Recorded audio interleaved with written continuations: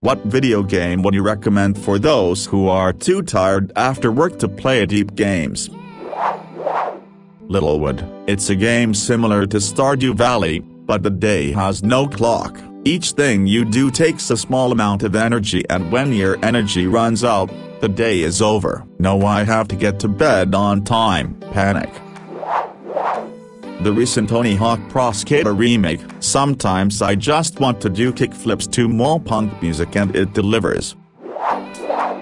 Outer Wilds, not Outer Worlds. The whole point of the game is to just find stuff, explore and enjoy the sights. The subreddit for it has an amazing community, but spoilers are on that subreddit. One day, I was mentally drained, got on, cracked open a beer, took off and landed on an asteroid, and caught a beautiful view. Sometimes, setting the controller down and just watching is truly a beautiful thing. Let me see if I can link the video clip I recorded that night. https://www.reddit.com/r//was_and_medium=android_app and @source=share. Most Mario games are pretty simple and don't have too much to them completion-wise, but if you're not into that, these people are right. Minecraft is excellent. City skylines, extra satisfying if you are usually stuck in traffic to work, as you will spend most of your time in the game fixing stuck traffic.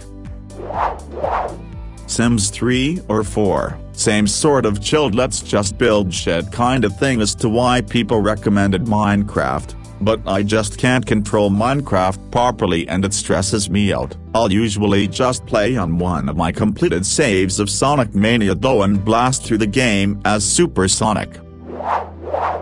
Dorfromantik, just released a few weeks ago. Don't know if it is known outside of Germany, but it's on Steam. It's an indie game for only a few bucks. Dorfromantik is a peaceful building strategy and puzzle game where you create a beautiful and ever-growing village. It is quite easy to learn and has a nice style. The game lasts only an hour and you can pause anytime or quit and return another day. After a few tries you want to beat your high score. It spirals to a little grind. If you look it up on Steam or Google you will immediately see if this game is something for you or not.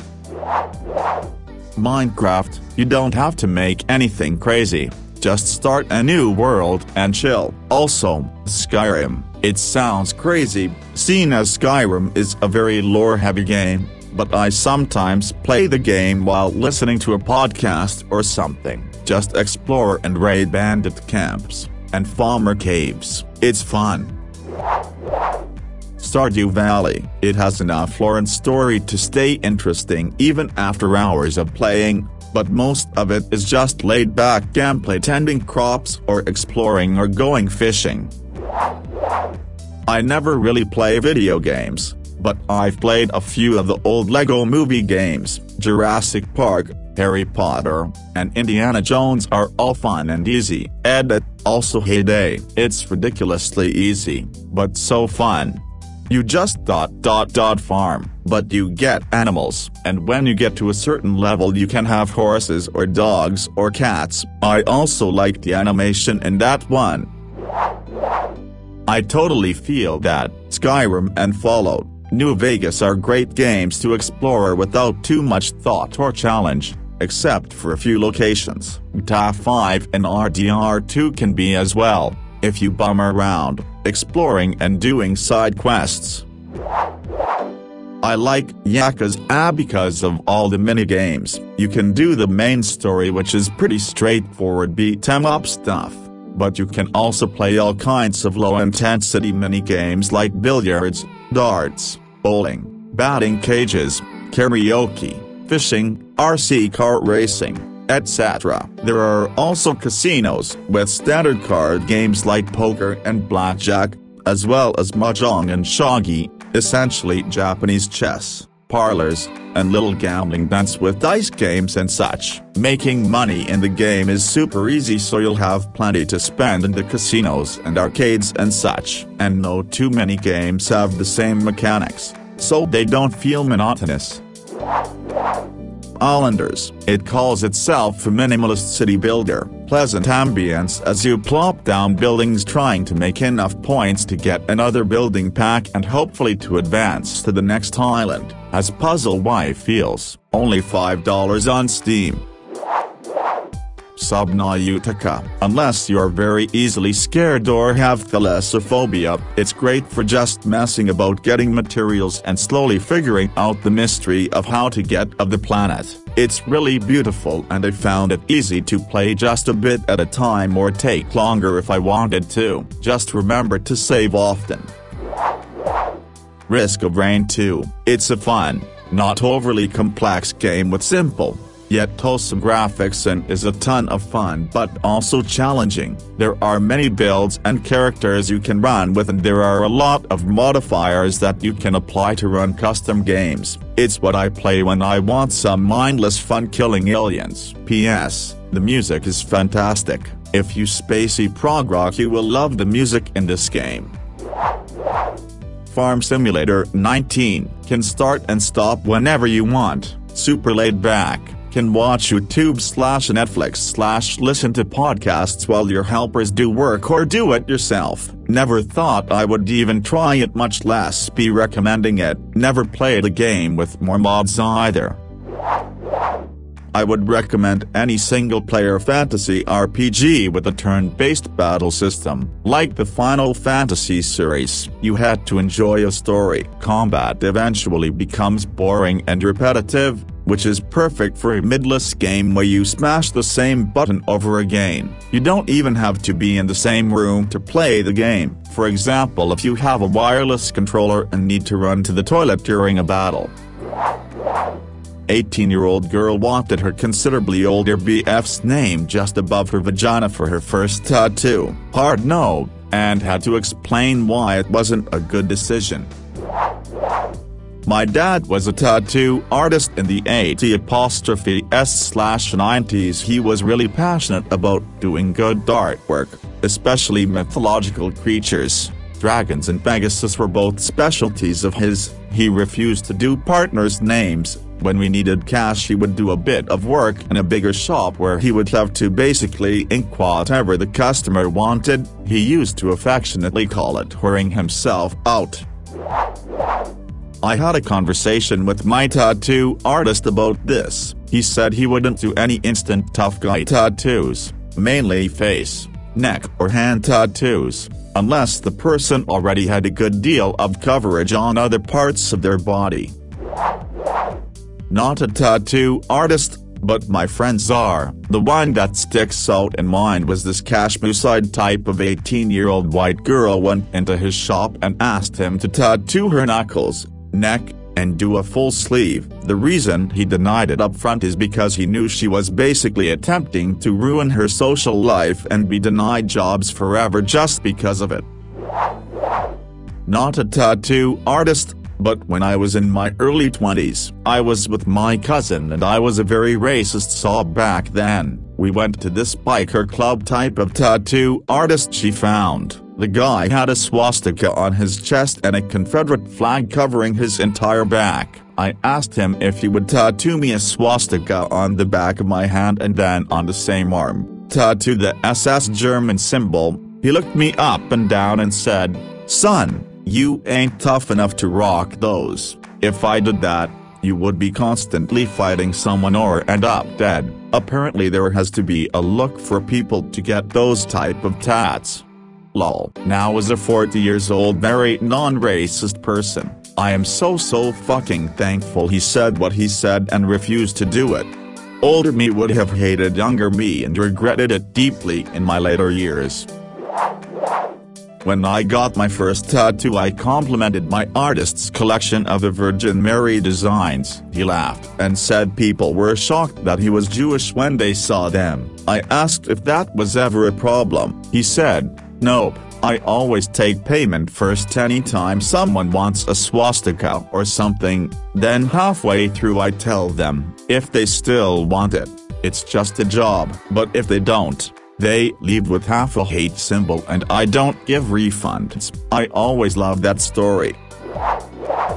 I was a tattoo artist and I was asked to draw a dog with a human head, shark fins, cat legs, and a lizard tail. At first I went along with it, but I asked to make sure that was what he wanted. He then said give it a D. I just asked him to leave. This was a few years ago and still remember it very clearly. Story time. I was in the shop shooting the shit and looking through the books, while my buddy was in the chair getting some new ink. Young couple walks in, they're maybe 19-20 years old and pawing each other to the point that I thought they were going to fall down and have sex right there on the floor. Girl says we need matching Bobby and Becky forever tattoos with hearts and flowers. Artist, also a friend, doesn't even look up. No. Go away. You been together what? 1 month? 2? Come back in 5 years. The girl argued for about a minute and then they left. Artist, I hate doing cover-ups of my own work. Terraria, if you play on PC, it may also be on other consoles. It's like a 2D Minecraft. You dig. You place blocks to build structures. You fight monsters. You craft items.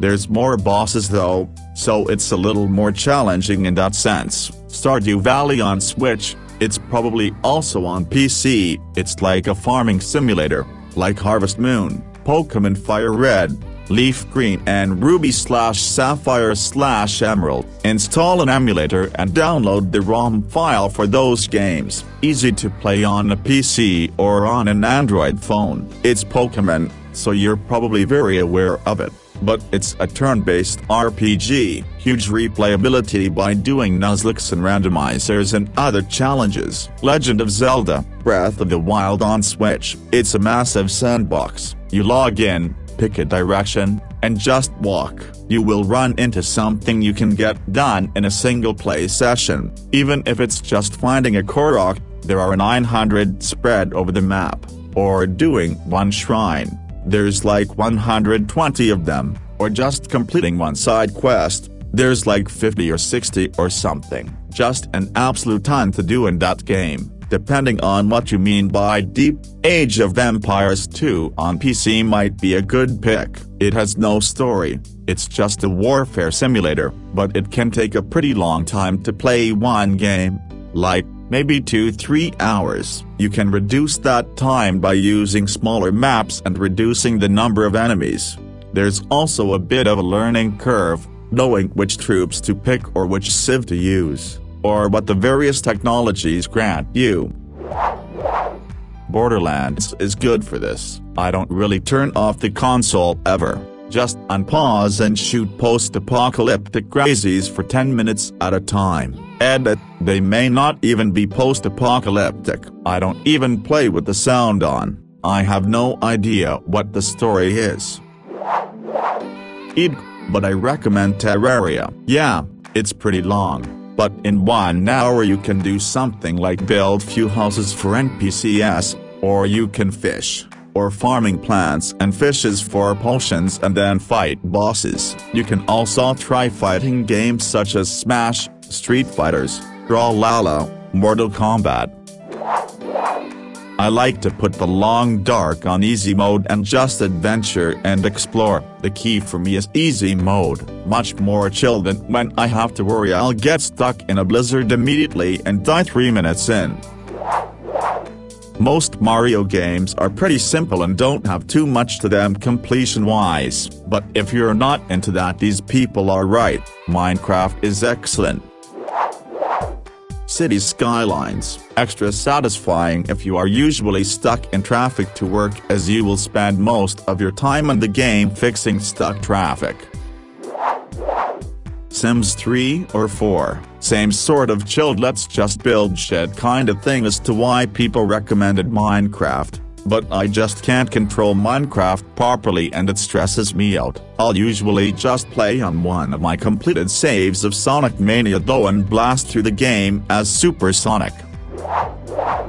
Dorfromantik, just released a few weeks ago. Don't know if it is known outside of Germany, but it's on Steam. It's an indie game for only a few bucks. Dorfromantik is a peaceful building strategy and puzzle game where you create a beautiful and ever-growing village. It is quite easy to learn and has a nice style. The game lasts only an hour and you can pause anytime or quit and return another day. After a few tries you want to beat your high score. It spirals to a little grind. If you look it up on Steam or Google you will immediately see if this game is something for you or not.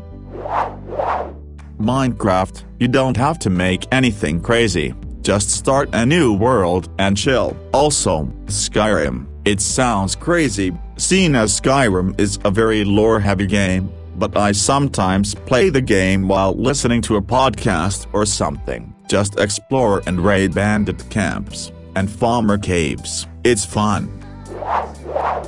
Stardew Valley, it has enough lore and story to stay interesting even after hours of playing, but most of it is just laid-back gameplay, tending crops or exploring or going fishing. Best game hands down where you can relax and just play as Valheim. It's $20 and great to relax since you can do so much and the graphics are beautiful. You can chop trees, build a base, farm carrots, go exploring, enjoy going out on a boat, see the sunset, and become a beekeeper. Yes, there is some combat from graylings if you chop down trees, but overall you can just relax and feel good. Highly recommend. Halo 5, no matter your opinion on the state of the series, I'd say it's still pretty fun to play. It can be beat in 2 or 3 days, tops, so if you have an Xbox One, I'd definitely recommend it. Unfortunately, it is a little expensive, or at least it was when I got it. Cost me like 30 to 40 bucks, but I think the price went down. Valheim, I put 300 plus hours into Valheim a few months back and I found the whole experience to be very fun, relaxing, and engrossing. I love to build things, and the elements of survival, while not too punishing, are also very fun and help to keep you engaged. Would definitely recommend. Newer Pokemon games are pretty simple, just fucking mow everyone down because you're 10 levels higher than the champion and you're only on Route 3. Obviously this isn't popular with veterans of the franchise, but it's super simple now and very beginner friendly. You will rarely lose a battle and there's zero time-consuming grinding required. Animal Crossing is one of the most laid-back franchises ever made, and it even rewards you for playing every day. All you gotta do is fish, catch bugs, dig for fossils, and upgrade your house, island. Plus they have little seasonal events and holidays you get bonus stuff for participating in. Mario Kart is really good, and the deluxe version of Mario Kart 8 on the Switch comes with everything unlocked, so you can just jump right into the multiplayer and get your ass kicked but still have a fun time. Control, that game is honestly great, IMO. Oh, also if you like Talon Wake, they have a DLC in it for that game. The story doesn't really need your attention to play, but it will get it, and the gameplay is actually pretty satisfying just to rip clumps of cement up and hurl them at enemies. No Man's Sky, after all of its updates, the game is at a point now where you are rewarded quite generously for doing practically anything, which means it's the perfect game to pick up and turn your brain off for a little, then put down. Nothing about the game is overly complicated and it's honestly pretty difficult to actually lose. I am one of those people who are too tired after work to play deep games, so I usually go for something that'll occupy my time without requiring much brain work. No Man's Sky is that kind of game. My go-to lately is Harvest Moon, A Wonderful Life. Very mundane and has you doing the same tasks day to day, so you're not at risk of missing anything. The other game I enjoy for relaxation is Red Dead Redemption 2. Not doing the quests or anything, just wandering around the map aimlessly. The Elder Scrolls Online. It's an but you can pretty much do whatever you want, whether that's PvP in Cyrodiil, basically taking over forts for your faction, playing quests solo or with others, running around looting people, containers, or just exploring varying vast swathes of scenery while picking up materials that you can use to build equipment or sell to other players for a nice profit. Sometimes I literally just log in because I want to visit somewhere and chill. There's no pressure to do anything and I enjoy just being there. It's like a second home at this point.